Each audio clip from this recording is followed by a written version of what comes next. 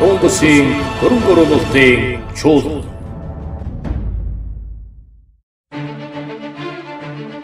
Төвөөс аслагдсан баруун аймагуудын хөгжлийн гарц юу вэ? Тэдэнд ямар боломж нөөц байгаа вэ? Баруун аймагуудад хөрөнгө оруулалт хийснээр ямар ашигтай вэ? Эдгээр асуудлаар Монгол Улсын ерөнхий сайдын захирамжийн дагуу баруун бүсийн хөрөнгө оруулалтын сан, Монголын эдийн засгийн форум, Увс аймгийн иргэдийн төлөөлөгчдийн хурал, засаг даргын тамгын газартай хамтран их найдын Увс баруун бүсийн хөрөнгө оруулалтын чуулганыг зохион байгууллаа. Ингээд та бүхэн Монголын эдийн засгийн форумын салбар оролдоод баруун бүсийн хөрөнгө оруулалтын олон улсын чуулган нээсийг үдэж байна. Баярлалаа. Баруун бүсийн хөрөнгө оруулалтын чуулганд илэрхийлж төрөхөөр ахаад маш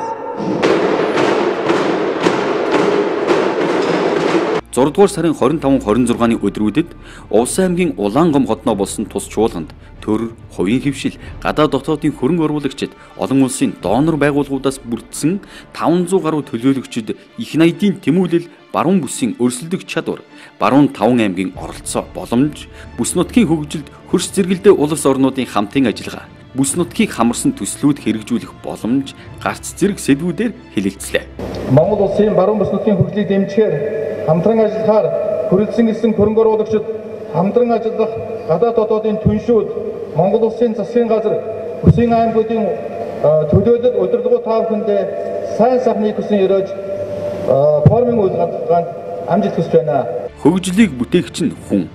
Хэдий ч нэ хүн ам төвлөрсөн байна, төдий ч нэ зах зээл эрэлт хэрэгцээ бий болдог жамтай.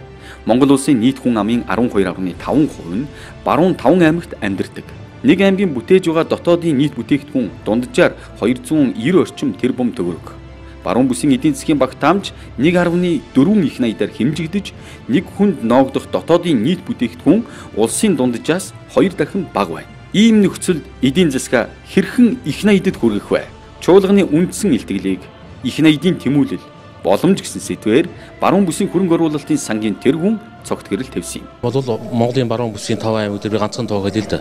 Баруун бүсээс 1500 км-ийн ариад ус татаад үцгэд 40 сая хүн амьдарч байна. 40 сая хүн. 1500 км гэдэг чинь баруун бүсээс Улаанбаатар руу орох зай. Улаанбаатар руу очиод 3 сая хүнтэй холбогдох өнөөгийн нөхцөл байдлаас илүүтэйгээр 40 сая хүн бидний иргэн тойронд байж байна. Энэ 40 чинь тэгээд биднээс илүү орлоготой, биднээс илүү мөнгө төлөх боломжтой хүмүүс байхгүй. Тэгэхээр энэ том утгаараа бол үнэхээр бас эдийн засгийн асар том нөөц бололцоо потенциал байгаа. Энэ лүү бид нэр чиглэж төвлөрч ажиллах ёстой гэдэг л юм зайлшгүй харагдаад байгаа юм л. Их найдын эдийн засаг бол баруун таван аймгийн өрсөлдөх чадвар. Нэг их найд гэдэг бол санамсаргүй гаргаж ирсэн мөрөөдлийн тоо биш юм. Увс аймаг өнгөрсөн онд хөгжлийн бодлого эдийн засгийн судалгааны хүрээлэнгээр эдийн засгийн суурь судалгаа хийлгэж, энэ судалгаанд үндэслэн Увс их найд хөтөлбөрийг батлан хэрэгжүүлж байгаа. Аймгийнхаа эдийн засгийн нөөц, боломжийг тодорхойлж, гадаад дотоодын олон байгууллагаас сайшаал хүртсэн их найд Увс хөтөлбөрийн нэрээр баруун бүсийн хөрөнгө оруулалтын чуулганаа нэрлэжээ. Энэ нь бусад аймагуудад туршлага болж, их найдаар хэмжигдэх эдийн засгтай болох томоохон зорилгын дор аймагуудыг нэгтгэж чадсан юм. Их найдын эдийн засаг бол бүс нутгийн харилцан ойлголцол. Ялангуяа энэ нэмэгдсэн өртгийн сүлжээ одоо нэмэн өртөг шингэсэн бүтээгдэхүүн үйлдвэрлэл чиглүүлэх юм бол бид нар аж үйлдвэрээ хөгжүүлэх юм бол бид нар бүс нутгийн хамтын ажиллагаа зайлшгүй шаардлагатай болоод байгаа. Жишээ нь нэг аймагт нь одоо жишээ нь мах боловсруулах үйлдвэрээр аваад үзэх юм бол нэг аймагтаа мах боловсруулах үйлдвэрээр нөгөө аймагтаа бол тодорхой хэмжээр арь ширээ боловсруулдаг уу эсвэл бусад одоо арь бүтээгдэхүүнийг боловсруулах уу гэдэг ийм сүлжээ хэмжээгээр нь хөгжүүлэх ийм боломжууд байгаад байгаа. Газар зүүн байрлалын хувьд азлагдсан хүн амт цөөтэй аж үйлдвэрийн хөгжил муу гэд баруун бүс нутагт сул тал их бий. Гэхдээ энэ сул талаа давуу тал болгох арга замч бий. Үүний нэг нь хөрөнгө оруулалтыг нэмэгдүүлэх. Ингэснээр транзит тээвэр, аялал жуулчлал хөгжих боломж бүрдэнэ. Мөн Азийн хөгжлийн банкнаас хувийн салбарын хөгжлийг бол төлхөө хөгжүүлэхэд анхаарч ажилладаг. Энэ хүрээнд бид хөдөө аж ахуйн бизнесийг үл дэмжиж ажилласан 15 сая долларын бусгууд тусламжаар 12 компанид бол санхүүжилт болгосон байдаг. За бид нар энэхүү төслийн 2 дугаар үе шатыг бол илүү өргөжлөд 150 сая хүртэлх Америк долларын хэмжээтэй төслийг бол хэрэгжүүлэхэд зорж байна. Энэ хүрээнд бид нар баруун бүсийн хөдөө аж ахуйн бизнесд бол илүү өргөн хүрээтэй хамарна гэдэгт бол итгэлтэй байна. Их найдын эдийн засаг бол хамтын хүчээр тэмүүлэх тодорхой зорилго. Баруун аймагуудын дотоодын нийт бүтээгдэхүүний 50 гаруй хувийг хөдөө аж ахуйн салбар бүтээдэг. Байгаль цагвар таатай сайхан байна. За энэний үр дүн дээр нь малчтын маань хөдөлмөр зүтгэлийн үр дүнд мал сураг маань одоо жил дараалан өндөр хуваар өсөж байна. За малчтын амьдрал ах уу сайхан дээшилж байна. За дээр нь одоо төрөл бүрийн хөрөнгө оруулалтууд нэмэгдэж байна. Хөдөө аж ахуйд давамгаас нь дотоодын нийт бүтээгдэхүүний бүтцээ өртөг шингэсэн үйлдвэрийн салбар руу оруулахад аймагуд хэрхэн хамтрахаа тус чуулганаар хэлэлцсэн юм. Яагаад баруун бүсгээ бид нэр цуглараад байгаа юм тийм үү? Энд нэгдэж нэг юм хийлгдэг үүднээс цугларч байгаа хэл та. Хэдүүлээ ямар боломж байгаа, завханд ямар боломж байна, увсад ямар боломж байна, ховдод ямар боломж байна, говьалтад ямар боломж байна, баялагд ямар боломж байна. Хинд ямар боломж байна? Хэн нь юугаа хийх вэ гэдгээ улс суурьтай ярилцаж бүсчилсэн хөгжлийн бодлогоо тодорхойлох нь чухал гэдэгт санал нэгдэж байлаа. Тухайлбал Баян Улгийн аймагт цементийн үйлдвэр байгуулсан. Хэмжээнд бол бид бол цементийн үйлдвэрийг утгагүй ашиглалтанд оруулах гэж байна. За дараагийн хол зорилго маань одоо асхтын мөнгөний уурхайг бол эдийн засгийн эргэлтэнд оруулах том зорилт тавьж байгаа. Энэ том ордыг бид нэр эдийн засгийн эргэлтэнд оруулвал зөвхөн Баян-Улгийн биш, зөвхөн баруун бүс биш, манай Монгол улсын хэмжээнд энэ хөрөнгө оруулах том үйлдвэр бидэнд бий болох юм байнамаа. Их найдын эдийн засаг бол хамтын хүчээр тэмүүлэх тодорхой зорилго. Увс аймгийн хувьд хагас коксчих нүүрсний нөөцөө түшиглэн цахилгаан станц байгуулж баруун 5 аймгийг импортын цахилгаанаас хараат бус болгох боломж байгаа ажээ. Хөрөнгө оруулалт, татаж, бүтээн байгуулалт, аж үйлдвэрлэлийн салбарыг хөгжүүлэхэд аймагуд бие дааж биш, бүс нутгаараа хамтран хөгжлийн замаа тодорхойлох нь чухал юм. Энэ бол хөгжлийн ялгарал. Чаддаг л хийгэж байгаа. Би бол аймагуудад нэг л саналтай болж байгаа. Жишээ нь Баян Улгийн аймагт цементийн үйлдвэр бариад ашиглалтанд оруулчихлаа. Баруун 5 аймгийн хэрэгцээг энэ үйлдвэр хангалттай хангана. Ийм үед бид нар зэрэгцээд цемент үйлдвэр барих хэрэггүй. Увс аймаг 60 мегаваттын цахилгаан станц барьж энэ 1.6 жилээр ашиглалтанд оруулна. Өнөөдөр Увс аймгийн баруун 3 аймгийн цахилгааны хэрэгцээ 38 одоо мегаватт байгаа. Тэгэхээр 60 мегаватт барихад бид нар ойрын 5-аас 10 жилийн цахилгааны хэрэгцээг хангахгүй бусад аймагуд дээр энийг барьж хэрэггүй. Их найдын эдийн засаг бол бүс нутгийн харилцан ойлголцол. Увс аймагт зохион байгуулагдсан баруун бүсийн хөрөнгө оруулалтын чуулганаар хөдөө аж ахуй, уул уурхай, аялал жуулчлал, логистик гэсэн асуудлуудаар өргөн хүрээтэй хилцүүлэг өрнүүлсэн юм. Баруун бүсийн хөрөнгө оруулалтын чуулганы хөдөө аж ахуйн хилцүүлэг мах хэрхэн тарих вэ гэсэн сэдвийн хүрээнд явагдсан. Монгол улсын хэмжээнд малын мах экспортлох эрхтэй цөөн хэдэн компани хоёр нь увсад үйл ажиллагаа явуулдаг. Баруун бүсийн хөрөнгө оруулалтын чуулган хөдөө аж ахуй. Бодит байдал дээр зөвхөн Увс аймаг гэхгүй баруун бүс сүүлийн 5-6 жил малын дээд хэмжээгээр өсчлөө. Одоо ингээд өссөн мал чинь тэрнээс цааш өсөх гээд бэлчээр хөрөхгүй. Бага бэлчээрээс 20-30% дандаа өсч гисэн. Малын тоотлого өсч гисэн. Одоо энэ тохиолдолд яах юм бэ гэд. Өсөх гээд боломжгүй зүйлд нэгж малаас авах ашиг шимийг нэмэгдүүлэх хэрэгтэй болно доо. Нэгж малаас авах ашиг шим гэж нь түүнээс харж байгаа сүү, түүнээс харж байгаа мах гэдэг зүйлөөрөө сайжирна. Сайжрахын тулд ганцхан л асуулт. Түүнийг бордох хэрэгтэй. Ийм бодит жишээ байна уу гэвэл байна. Увс аймгийн Улаангом сумын 9-р багийн малчин Зөгдөр тэрээр малаа тэжээж ашиг шимийг ариун авдаг туршлагаа хөрөнгө оруулалтын чуулганд оролцогчдод хуваалцлаа. Малчин Зөгдөр уламжлалт бэлчээрийн аргаар малаа маллахаас гадна тодорхой хугацаанд нэмэлт тэжээл өгч сүү махны гарцыг нэмэгдүүлдэг шинэ үеийн малчтын нэг. Хамгийн гол нь тэжээх нь ямар ашигтай вэ гэхлээр хамгийн гол нь экокриг бол тэжэехт бол сүүний гарц нэмэгддэг кевг бордоогоор дэвсэр эрүүкрийг бол тэжээх юм бол гун дөр нөхрөдөг тэжээ гаргах юм бол намран борлуулалт сайтай байдаг. Тийм учраас би малаа тэжээдэг. Хөдөө аж ахуйн салбарын бүтээмжийг нэмэгдүүлэхийн тулд мал аж ахуй газар тариалан хослуулах нь зүйтэй. Үүний тулд одоогоор ашиглахгүй байгаа 100 гаруй мянган га тариалангийн талбайгаа эргэлтэд оруулж малын тэжээл тариалж эрчимчсэн мал аж ахуйг хөгжүүлэх хэрэгтэй хэмээн оролцогчид онцолж байлаа. Уураг одоо малд одоо дэм малыг таргалуулах, малын одоо махны гарц, сүүний гарцыг нэмэгдүүлэх талаараа бол энгийн одоо өвчнөөс бол онцлог. Одоо энэ тархсыг одоо тариалаад эсвэл одоо тариалсан компани одоо газар тариалангийн аж ахуйс худалдаж аваад одоо малчт нь хоорондоо ингээд тариалтайгаа нэгдээд хамтраад аялдах юм бол бид нэр одоо их өндөр үр дүнд хүрнэ гэж одоо үзэж байгаа. Баруун бүсийн хөрөнгө оруулалтын чуулган уул уурхай Баруун бүсийн хөрөнгө оруулалтын чуулганы уул уурхайн хэлэлцүүлгийг Монголын уул уурхайн үндэсний ассоциацийн ерөнхийлөгч Алга удирдан явуулсан юм. Үүнийг зохицуулахад бүсийн аймагуудын харилцан ойлголцлоос гадна Монгол улсын засгийн газрын бодлого болж хэрэгжих хэрэгтэй хэмээн судлаачид зөвлөсөн. Баруун бүсэд бол одоо хоёр боломжтой байна л да. Угаасаа нэг нь болохоор одоо экспортер чиглэсэн бүтээгдэхүүн, нэг нь дотооддоо энэ бүс нутагт баригдсан зарим нэг боловсруулах үйлдвэр, ялангуяа барилгын чиглэлийн тэрнийг түүхээдээр хангах. Энэ онд баруун бүсэд анх удаа газрын тосны хайгуулын ажил эхэлнэ. Mongolia Gladwell Ovs Petroleum компани Овс аймгийн 14 сумын газар нутгийг хамрах газрын тосны Овсныг талбайн хайгуулын төслөө чуулганы үеэр танилцуулсан юм.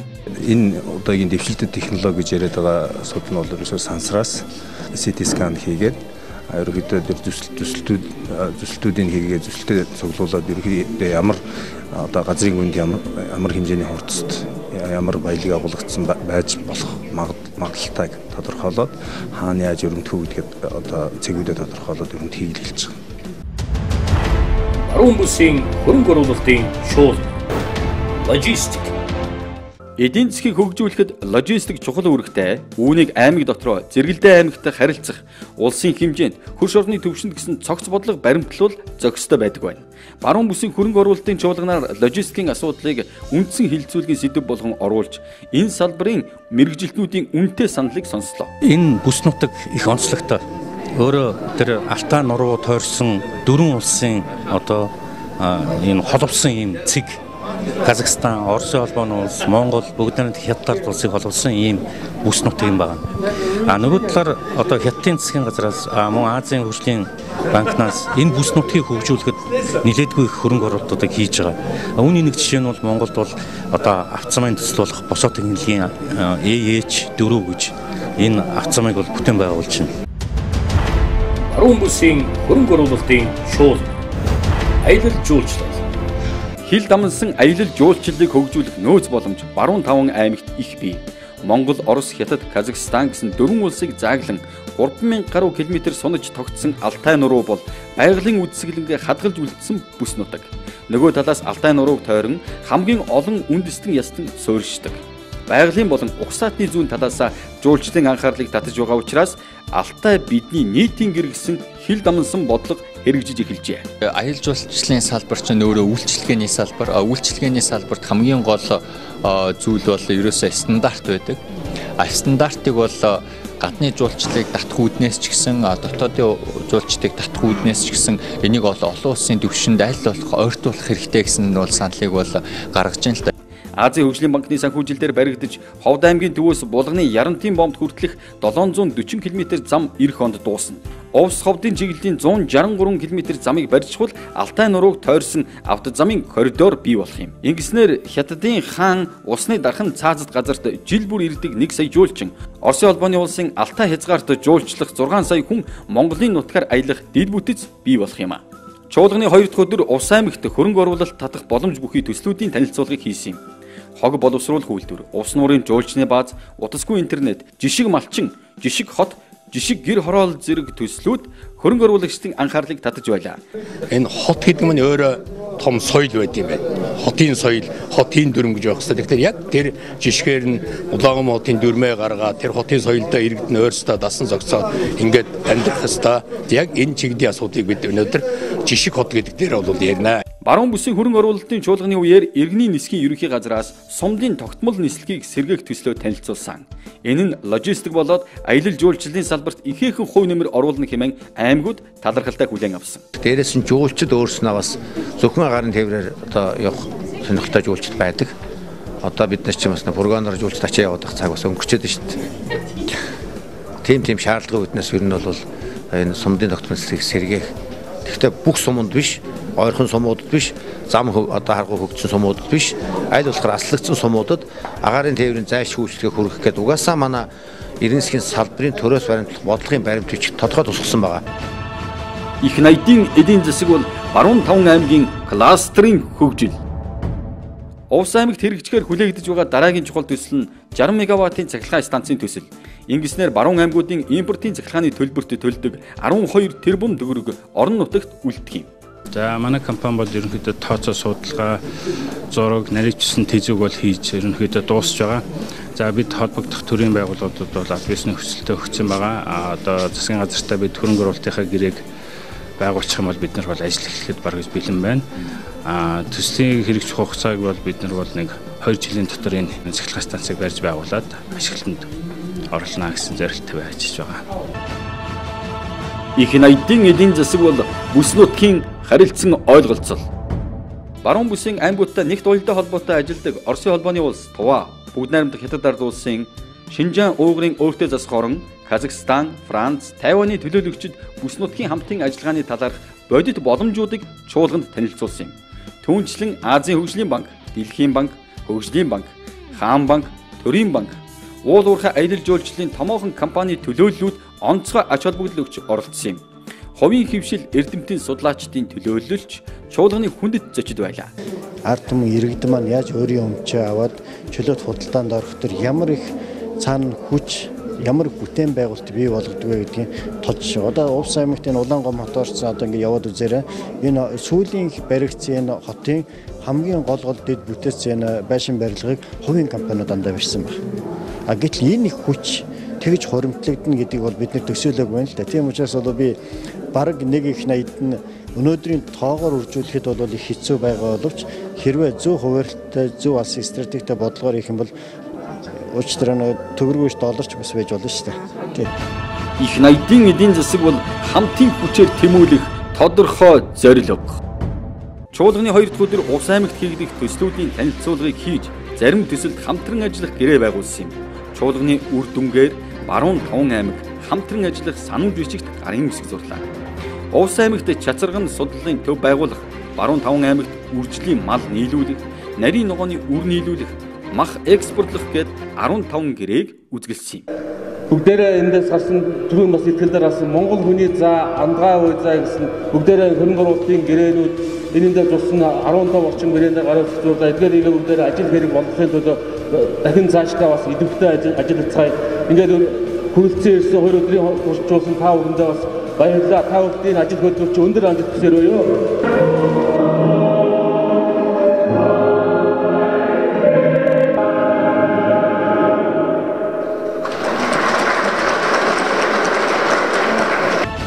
Их найдын эдийн засаг бол хамтын хүчээр тэмүүлэх тодорхой зорилго.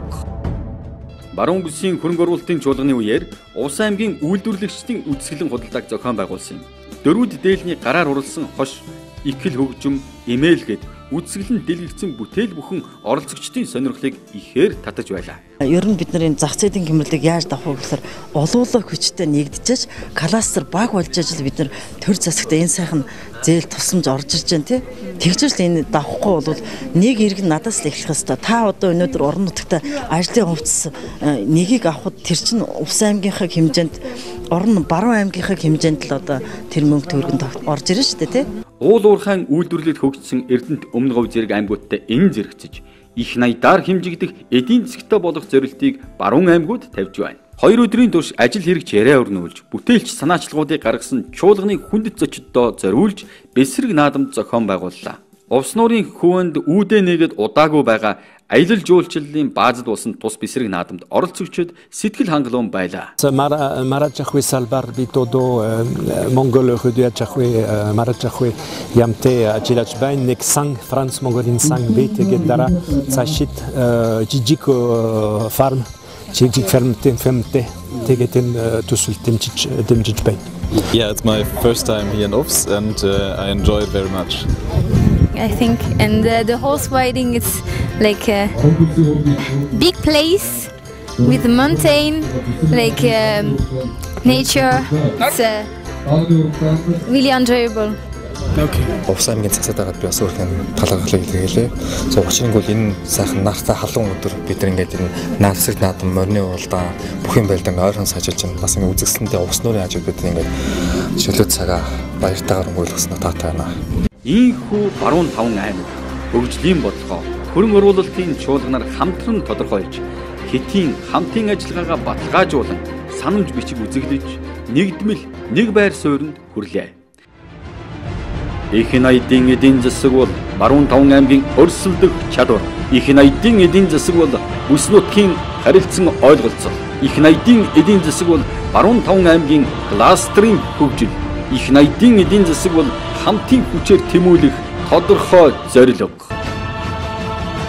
Монгол Улсын хөрөнгө оруулалтын чуулган